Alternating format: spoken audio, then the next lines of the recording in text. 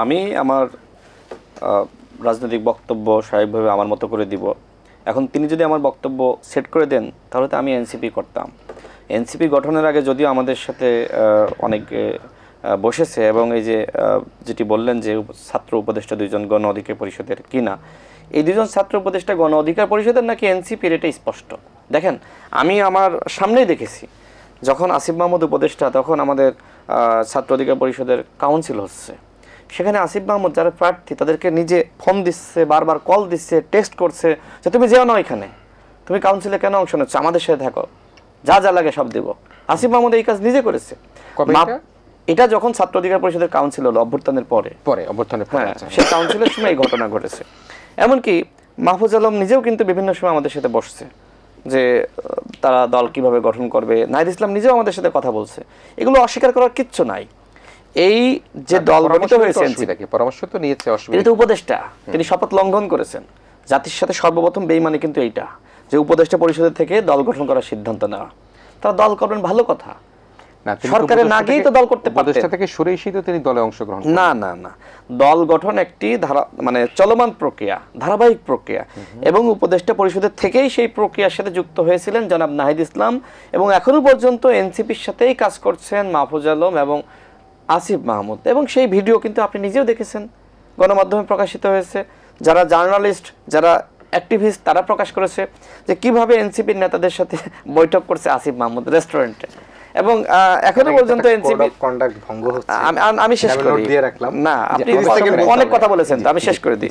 এরপরে হ্যাঁ, উপদেষ্টা পরিষদ গঠন নাকি আমরাও মতামত দিয়েছি। দেখেন, তিনি বলছেন উপদেষ্টা পরিষদ, তো আমি বারবার, আমি তো প্রমাণ তার সামনে একজনের প্রমাণ করলাম, তাদের যার যার সাথে, মনে করেন 6 জন ছিল, 6 জনের সাথে যার যার বন্ধুত্ব ঘনিষ্ঠতা ছিল, এক একজন এক একটা করে উপদেষ্টা নিয়েছে, এবং সেই উপদেষ্টাদের মাধ্যমে এখন বিভিন্ন তদবির, বাণিজ্য সুবিধা নেওয়া, এই কাজগুলো তারা করছেন। গণমাধ্যমে এসেছে, কই আমার নামে তো এখনো পর্যন্ত কোনো তদবিরের সংবাদ আসলো না, আমার নামে তো বাণিজ্যের সংবাদ আসলো না, আমার নামে তো দুর্নীতির সংবাদ আসলো না।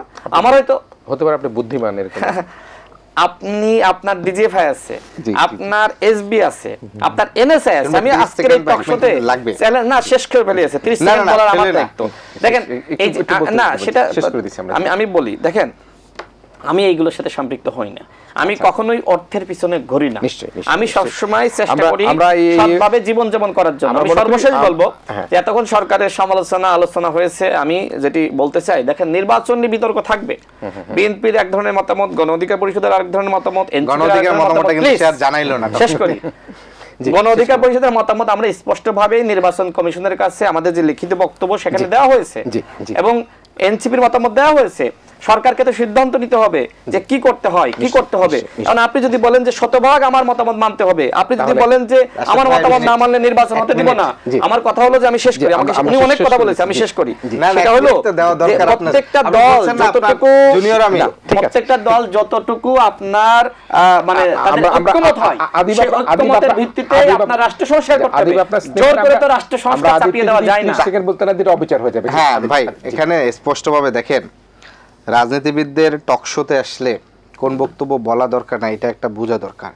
আপনি রাজনৈতিক কমিটমেন্টের জায়গা থেকে আনঅফিশিয়ালি কার সাথে বসছেন, কি মিটিং করছেন, সেটা এসে আপনি যদি আবার রাজনীতি টকশোতে বলেন, তাহলে আপনার তো এখানে রাজনৈতিক যে একটা নৈতিকতা সেটা ভঙ্গ হয়। দ্বিতীয়ত বিষয়, এখন আমি ধরেন ওনার সাথে আমার বৈঠক হয়েছে, সেই বৈঠকে আমি যদি বলি যে রাশেদ ভাই আমাকে বলছে যে বিএনপির পক্ষ থেকে তাদেরকে 3টা আসন, একটা প্রতিমন্ত্রীর কথা বলা, আমি যদি অভিযোগ করি, এখন ধরেন আমি যদি এটা বলি নূর নাকি এনসিপিতে যুক্ত হতেছে, যে এখন যদি আমাদের অসংখ্য নেতাকে টাকা এরকম যদি বলা হয় যে বিএনপি থেকে 3টা এমপি বা একটা প্রতিমন্ত্রীর লোভে তারা হচ্ছে যারা বিএনপির পক্ষে অবস্থান নিচ্ছে, তাহলে এইটা তো এই বক্তব্য আমি দেব না। কারণ হচ্ছে আপনার সাথে আমার আনঅফিশিয়ালি যে বৈঠক হবে সেটা একটা রাজনৈতিক চুক্তি, সেটা একটা রাজনৈতিক এক ধরনের শিষ্টাচারের জায়গায়। আর আমি যদি সেটা এসে ধরেন আপনার 1 মাস পরে এসে আমি যদি সেটা ভঙ্গ করি, তাহলে এই ধরনের রাজনৈতিক শিষ্টাচারটা থাকবে না। ফলে আমি তো এই ধরনের অভিযোগটা আপনাকে করি না। আমাদের গণ অধিকার পরিষদ ছেড়ে যারা গিয়েছে প্রত্যেককে কিন্তু এনসিপির নেতারা লোভ দেখিয়ে, কাউকে টাকার লোভ, কাউকে চাকরির লোভ, আমি বলি তারেক রহমান লোভ দেখিয়ে সেখানে রাশেদ ভাইকে তার দলে রাখার চেষ্টা করতেছে, তাদেরকে বিভিন্ন ভাবে টাকা পয়সা দিয়েছে, তাদেরকে তাদের আত্মীয়স্বজনকে চাকরি দিয়েছে, তাদেরকে বিভিন্ন ভাবে বেনিফিশিয়ারি করেছে, এই লোভে সেখানে গিয়েছে। অন্যথায় এনসিপিতে কেন ধন্যবাদ যাবে ভাই, বলেন, শেষ। আপনি বলেন এনসিপিতে কেন যাবে? আচ্ছা। দেখেন এই অভ্যুত্থানের পরে তাদের কাছ থেকে আমরা যে ধরনের রাজনীতি প্রত্যাশা করেছিলাম সেই রাজনীতি কি তারা আমাদেরকে উপহার দিতে পেরেছে? তারা চাঁদাবাজির সাথে, টেন্ডারবাজির সাথে, নিয়োগ বাণিজ্যের সাথে, ডিসি নিয়োগ, এসপি নিয়োগ, মুখস্থ বিভিন্ন বক্তব্য নিয়োগের বলছে। সাথে তারা জড়িত হয়ে পড়েছে। আমরা কি কাজটা করেছি? ধন্যবাদ। তাহলে না, আপনাদের আপনারা গ্রহণ করবেন, আপনারা আমাদের গ্রহণ ভবিষ্যতে করবে। করবেন, এখানে বড় দলের সাথে No, আপনি no, no, সম্পর্ক রাখছেন। আপনি তো শুরুই করে দিয়েছেন।